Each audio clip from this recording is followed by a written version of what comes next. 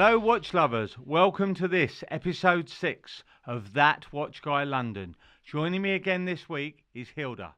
Hi Spencer, nice to be here again. I'm kinda getting used to it, really. Let's have a look, Spencer. What happened this week at the office? Well, what we're noticing actually is a lot of pieces that were discontinued. You know, like we had the 116234 and everyone wanted those pieces. What we're finding a lot now of people going back to this watch, which was first about in sort of late 80s. A lot of people are now liking the older models. It's true, on the ladies' size as well. I've got a lot of customers after the smaller size. Smaller, and we can't get enough of them. Correct, yeah. The 69173, which is the ladies' version. I mean, here, if we look at that have a look at that, Hilda, That's and you lovely. can try that. With the diamond dial, these are pieces that sort of fell away a bit when the new model came out, and now they're really, they're back. Yeah. And with diamonds, with no diamonds. but not enough pieces about in the quantities that we used to have, and so popular. I mean, the steel and gold, everything in this. Yeah. And it's not vintage. I'd say it's more classic. Would you not agree on this? It's just a classic watch that is good, I think, for men, but even for women. Yeah, for I women, would love that's beautiful. something like yeah, that. looks great on you. Yeah. That looks really good. Really good. What's next, Spencer? What's going on with the OPs? OPs. That's what everyone is talking about. Everyone's talking on the OPs, and look, as you're aware, we just can't get enough. I mean, we've had a few pieces we've sold, and what we're finding is we've sold an OP in the green or the red, and people are looking for them again. We're having to pay more than we've sold them for, and we've now put up some of these. We have to put POA because we literally... we can't catch up with the prices, really, because they're moving so fast every day. Yeah, crazy. They're going up, so... I mean, this piece now, I recently sold to a customer at 10,000. These are fetching 12,000, and we've got to pay very strong money to get them. Well, we've got missing, Spencer, just the red. The red we haven't got, and the yellow at the minute. We're going to have them soon, I'm sure. So moving on to the green OP, this is a great looking watch, and I'm going to give a shout out here to Jacob Kendall in the US, who has mentioned that he is a particular fan of this watch. And by the way, we're sending some merchandise out to you in the States. Thank you for following us, Jacob. And we'll show all the pictures of all of these pieces, but some of them are just impossible. The pink, the 36 in the pink, I think we have one early on, but some are just impossible. Difficult to find, yeah. And crazy prices. You know. Let's see what's going to happen in the future, though. They might go up again, or maybe go down. I think people have mentioned that people want to collect the set, which I think would be a great idea to have a full set, nice collection, nice collection. If these are discontinued, God knows what's going to happen. We're going to have a lot of calls, I guess. Yeah. Well, we're getting calls anyway. We can't, unfortunately, supply enough pieces to what people want. Yeah. Right, guys. So this week, Spencer, we had a lot of questions about your story. Everyone wants to know about Spencer in the past. How did you start? How was your first experience in the business? How old were you when you started your first job? I first started working at 17. I went to Hatton Garden. I went there to search for a job and met someone I knew who was an apprentice diamond mounter at the time. He said, we're maybe looking for someone. So I said, okay. You were young, Spencer, yeah? I was 17. You dropped off school and just... It was June when I was 17, so this goes back to 1984. So I was taken for an interview, and I had a 30-minute interview. I wasn't even born yet. So it was a 30-minute interview, and I got the job. And my first boss was someone, his name was Milton, and he was a diamond mounter, and he sat me down, and I was taught, first of all, how to go and get teas and coffees and lunch for everyone. And I used to make nameplates, you know, the chains you used to wear around your neck with your name on, and also rings with people's initials. So that was my first job, making those. Very quickly I learned how to do that. I was then doing repairs, sizing rings. And that it wasn't really watches at the beginning? No, this was jewellery. This was making and repairing jewellery and polishing rings. Used to burn my fingers polishing them because the gold would get really hot. And that So was sometimes when we need a polish, you can that's help us. absolutely. Well, that's why I do Okay, sometimes. so how was it in Hatton Garden? Basically, there's a lot of jewelers there. I know about It it. was totally different. There were deals done in doorways, and everyone knew each other, and someone knew where to get diamonds, where to get gold. You used to buy gold and melt it down. It used to go through mills where you would melt the gold and produce the flat gold to then cut out the nameplates. Right, but how did you start your first business? I was working for someone in Archway and managing their store. This was in 1986. So at the time I was 19. I worked there for 2 or 3 years, and I had a good friend of mine, and we were both thinking of opening our own business. And then in Seven Sisters Road, we found a shop and negotiated, bought this jewellery business. And at the age of 22, me and a partner, we started our first jewellery business, which then was just gold, silver, watches, but watches that sold for £9.95. Really? So not Rolexes. And pawnbroking. I don't know if you've recently seen, there's a show on TV, Yeah, Million yeah, Dollar yeah. Pawn. So that was what we done back in this was 1989. Were you guys busy at the time? Very bit. I mean, it was different times. It was the day of H. Samuels and High Street Jewellers. 9 carat gold was scrap gold in those days was about £2.50 a gram. Today Wow. it's £15 Yeah. for 9. So it was a sixth of the price. For people that don't understand pawnbrokers, Spencer, how does it work? What basically would happen is people would come in with gold or diamonds or watches. They would give us the item, and we would lend them money, and you would charge them interest. So they would pay interest. So quite often people will come in, borrow £100, and they'd be paying, in those days I think it was about 8%. So it cost Okay. them £8 a month to borrow the £100. So it was sometimes people who were businessmen, people who were sometimes gamblers. Yeah. We had a chap in Holloway would come in every day of the week. He would put money on a horse. He would borrow £100. He would have a few bets. If he was having a bad day, he'd come and borrow more money. And then if he won, one of the horses came in, he would come back and pay back the money and get his jewellery out. Back. And then you wouldn't see him for a few weeks. And then he'd come in again and he'd say, can I borrow £50? But what would happen, you'd have a pattern where he'd borrow 50, then another 50, then 100. So he may get up to £200, £300, £400. Right. And then he'd have a win and collect everything. And you had other people who were just business people who just needed the assistance of the money to help them. To But do business. it was busy back. That was our first shop there in Holloway, and then we opened in Edgware, Burnt Oak Broadway in Edgware Right. and Wood Green. So and you that had so you had quite a lot of shops at the time. Did you ever have any Well, actually- robberies or anything? Absolutely. I mean, I remember it was 89. We opened in the August. I think there was a robbery in the October, and then we had one 4 weeks later. I mean, Wow. Holloway was not a great place, but we very quickly realised the security you had to put in place. You had to put security. We had sort of screens. There were locks on the door, but that was part and parcel of. But how what did they went on. try and rob you, Spencer? Like, what did they have, or they threaten It was a long you? time ago, but from memory, I was in the store and guys just ran in. It was almost like a film. You were sort Wow. of shell shocked. As I say, I was 22 at the time, and they'd come in, get on the floor, and they pointed guns at you. But at the time, you were so shocked and scared. You just You don't know what to do. You don't know what to do. You do whatever they say. Whether they're real or not, it wasn't for me Now to I find it. understand all the security that we have at the shop today. Absolutely. That's why we need that. We need that. Yeah, 100%. we have that and only have appointments. Of course. Yeah. Of course. So all of this was before BQ Watches. What happened to all the shops?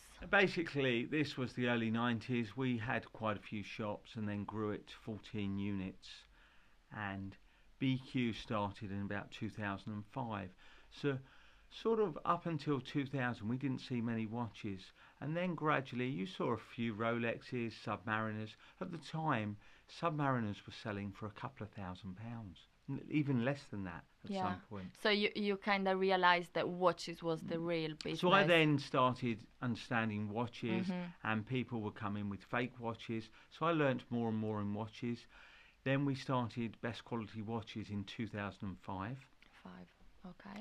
So that started, and we still started dealing a bit more in watches and selling watches in our store and lending more on watches, because before then people, they were popular but not nearly as popular. So then BQ was running, and the Gold Shop, which it was later branded as TGS Pawnbrokers. Oh, so you had both. So I had both going, and in 2013 that was sold to Money Shop and continued with BQ Watches and just concentrated on that. So how did BQ Watches grow? What did you want to do? Well, BQ Watches were just buying and selling watches. So as time went on, in 2005, we were doing this through the pawnbroking. We then started doing trips abroad, where we would go to the likes of sort of Amsterdam, Rotterdam, Luxembourg, Utrecht. So we would travel to these places, take a hotel, go to a hotel, set up a meeting room, not dissimilar to here, and we would run adverts and invite people to come and sell their gold, jewellery, diamonds and watches. Did you create any relationship with people abroad? We had many customers where we'd be going backwards and forwards. We used to do 2-3 trips a month. Oh, as often as that. So we would be buying stuff in Europe, bringing it back to London, Of course. then advertising. We supplied to a lot of the retail jewellers, a lot of the shops, and that was when I then went on to do IJL London, International Jewellery London. Yeah, I've done that too. So earlier that was in Earl's Court, and then later moved to Olympia. We also used to do the NEC shows, the Spring Fair in Birmingham, which is in February, and all of these, and we got a good name for supplying watches to the retail jewellers. So how come we don't go to Europe anymore? This sort of changed. At the time, the pound was a lot stronger. So the pound used to buy €1.40. When it dropped in 2016, when we announced Brexit, the pound collapsed. It went to about 125, even to 110. So it was uneconomical. You couldn't buy in Europe. It was too expensive. So somebody asked a question. What's the advice that you would give to someone that wants to start a business like yours? Don't know where I'd start. Get ready. With what we do, I think the first thing is to have a nice office that's secure. That's number one. And then you just got to be honest and I get that a lot, really. A lot of our customers, they really appreciate our honesty. Now you understand all the training and everything I've said true. To everyone of speaking to a customer, being polite to them, welcome them to come to us. And I think the first thing for us is we want our customers to feel comfortable with us. Yeah. So what I'd say to anyone is the customer comes first. First of all, you've got to make the customer happy, giving them sound advice and carrying out what you say you're going to do. If you say you're going to do something, or you're going to call them back, or they come in with a watch, or you're going to do a transfer, you do it. That is what's most important. That's what we try to do. Yes, it's correct. So Spencer, if you could change one thing, but not me, please, on your job, what would that be? The one thing I'm going to tell you I'm going to change you won't like. I would make the days longer, and I'll put more days in the week. Oh no. So I would say a 9-day basically a 9-day week. That way we'd have half a chance at more time. Yeah. That's the thing. So there's 9 days in a week, but when are you going to retire so I can run the business? As soon as you want. I've got no problem with that. I'm happy to retire. I've got my customers. They like Hilda, so... Hilda, the thing is, I love this business. As you know, we come in every morning, we have the unboxing, we open the post. I love the surprise of every day, and the phone rings and we don't know who it is. John from Leicester, George from Manchester, James from Aberdeen. That's what I love about this business. So even when you're going to retire, you're going to call me and... I think so. Well, no, I'll retire and you'll call me and you say, I've got a call for you. Someone wants to speak to you. I just feel that at times it doesn't feel like work because we're speaking to nice people. What you love. When you enjoy something, it's like a hobby. It doesn't feel a challenge like, oh, I've got to go to work. It's speaking to people. That's what I do all day long. Creating relationships and all that. Yeah. And lastly, what's the future of BQ watches? I think the future, Hilda, is continue doing what we do and don't lose sight of keeping everything as it is and just keeping our customers happy, answering the phones and keeping the team happy and friendly for all our customers. That's what's important, yes. Yeah. So we're going to move on now, and viewers have asked us to compare some similar watches. So looking at this watch, we have No Time to Die, which here is from the new James Bond film. I believe this film was going to come out last year, but it's been delayed. Yeah. So this is a titanium piece. Here, Hilda, you want to have a look at that?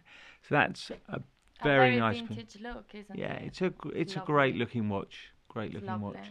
I think that's about £6,500. But in terms of the quality, it's titanium. Absolutely amazing piece. So here we have a stunning piece, Dark Side of the Moon. Jonilda, if you look at this, I mean, beautiful piece, glass back, really stunning. But I do think in dark light you'd struggle to see the time in this. But as a piece, it looks lovely. Yeah. And nice. The piece you've got there, that's got the 8806, which I believe is Omega's latest movement. It's supposed to be their absolute top of the range, the movement on that. Yeah. So on these, I believe they're both waterproof 200 meters. So that's from James Bond. This also is the Dark Side of the Moon in the ceramic black. The case on this is absolutely stunning. That's in the region of around 6,500, and this is 7,500. So these come in at under that of a Submariner, which, as we know, is 10, 11,000. I mean, if you compare something like this to a Daytona, it's very good value. The very Omega. Good, yeah. And I've always said, in terms of quality, I think the Omegas are incredible pieces. They've got great movements, yes. They're completely different looking watches, but I think depending on what the customer is after, that's more a modern watch, I would say. This is a vintage look like, and the strap is completely different. So this, I think, the glass back on this is amazing. If you want to, I mean, this is similar to what you have in Audemars, which are £20,000-30,000. So guys, there we have it, the watch comparison of No Time to Die, which is James Bond, and Dark Side of the Moon, which I think is a stunning piece. If I had to choose something, I think I'll go for Dark Side of the Moon. You, Hilda? I would go for this one. Okay. That's why we all have opinions. Yeah? So Spencer, it's that time of the show where our Instagram followers has got some questions for you. Let's start with the first one. It's JReed123. He's asking, what grade of diamonds do Rolex use as a standard? As a standard, obviously with Rolex they use top quality. Anyone knowing diamonds know you go from sort of D colour all the way up to JK. So D is the whitest, then you go E, F, and then you have IF, which is internally flawless, which is the best you can get. There's nothing. Then moving up to VVS1, VVS2, but Rolex, I believe, use IF, which is the best. And in terms of colour, believe it or not, they use the D colour on the white gold, but I think they go down to E or F colour on the yellow. The reason being, they wouldn't, if you use too white a stone on yellow metal, it would clash with it. So they would use a slightly lower colour on anything yellow gold. So it looks better. So it looks better. So next question is from Analog Watch Reviews. I believe it's a question that everyone asks you. If you could have one watch, what would that be? As you know, I've been asked this quite a few times.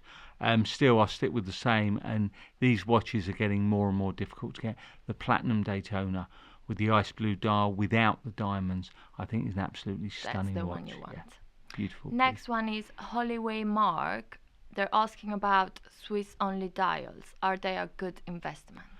Well, they only ran. I mean, not many people. He really knows his stuff to ask this. I believe the Swiss-only dials was about a year. That was sort of 89, 90. They weren't run for very long. But if it's something that's important to you, then absolutely. But not many people would worry about that. No, our customers, to be honest, they don't really ask no, for but that. Someone who really is. Again, you have people like I have recently. Someone looking at real depth into the Explorer, and he wanted a 386, which on the the 16570, it was only ran for a year. It was one of the latest movements. So look, it depends what you want, but some people do want something They that want was something specific. that was only run for a short Period period of time. Of course. Next one is from TM184. They're asking, how often do Rolex waterproof seals need to be checked? It's interesting. It depends on the watch. So the waterproof seal, it's a rubber seal. It depends. If they dry out, they will crack and then your watch wouldn't be waterproof. I'd say 2 to 4 years, but probably on newer watches, you may get away Even less for than that. 5 to 8, even 10 years. If a watch is well looked after and serviced, the seals wouldn't need changing. But on older pieces, they dry out. It's rubber. It just would disintegrate or dry and not keep the watch Of waterproof. course. You just got to keep an eye on it. Depends Yeah. on the watch. So he's also asking, what's the best way to insure a watch? Home insurance or independent insurance? It depends on your personal situation. Normally, watches are added to home insurance. I think on personal insurance, just a watch, there would be a lot of questions, a lot of terms and conditions. If it's added onto the household, it's probably a cheaper way of doing it. We are looking into this for the customers, and it's something we will add on our site. Hopefully in the next month or so, it will be on our site and people will be able to get quotes. That's something that we're going to do for Absolutely. you guys, yeah. One thing really important when insuring a piece, you don't want to insure for the RRP. The reason being, as you're fully aware, Hilda, a number of watches, the RRP, for example, on Daytona is 10,500. But you would But need the market is different. the market is different. Yeah. So you need £22,000. So if you were to insure something only for the RRP, you might find you're a long way gonna short. lose money. So my advice would be ask your insurance company. You want a replacement. You don't want the money. You want a replacement watch Of the same same piece. Of period. course. Yeah. Next one is from Mikey Wickham. What do you think will happen to the price of the Omega No Time to Die watch? Again, all of these special editions, they're on a short run. I think it will go up. Maybe when the movie's out. Yeah, absolutely. So that's all the questions for this week. And So next week, Hilda, I may put you on the spot and maybe we'll ask how you started your career. What do you think? I think that's going to be very interesting. So guys, that's all we have time for this week. I hope you enjoyed hearing a little of my backstory and that of BQ Watches. Join me the same time next week. And remember, if you haven't dealt with us yet, Hilda... It's only a matter of time. Correct.